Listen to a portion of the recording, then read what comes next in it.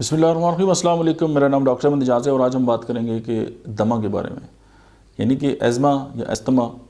और ऐसा दमा तर जो दमा है, यानी उसमें बहुत ज़्यादा जो है वो स्पुटम का अखराज होता है। और उसमें यह है कि एपिकाक, आर्सेनिक एल्बम और एंटीमोनियम टार्ट बग़ैर वक्त ज़ाया किए हुए, मतलब है कि शॉर्ट वीडियो के रेफरेंस के साथ कि आप तीनों अद्वियात को जो है वो 30 में इस्तेमाल करें, आपस में मिला दें और 10-10 कतरे दिन में 3 से 4 बार इस्तेमाल करें।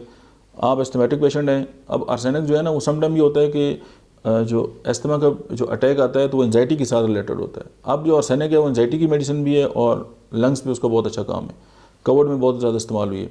एंटीमोनियम टार्ट और एपिकाक बेस्ट एक दूसरी की माउन मेडिसिन है और ये तीनों मिलकर जो है वो जादू असर काम करती हैं। और इन जब तीनों मिलती हैं तो सिनर्जेटिक इफेक्ट जिसे हम कहते हैं, यानी अगर एक दवा का एक काम है, दूसरी दवा का भी एक काम है, जब वो दोनों मिलती हैं तो वो 5 कामों के लिए बेस्ट हो जाती हैं।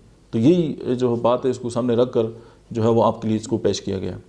तो मतलब है कि ऐसे घराने जहाँ पे इस तरह के पेशेंट हैं और काफ़ी अरसे से जो है वो अद्वियात इस्तेमाल कर रहे हैं, तो अपनी जो अद्वियात इस्तेमाल करते हैं उनके साथ इसको भी ऐड करें, फिर आप करिश्मा देखें होम्योपैथी के। Thank you very much.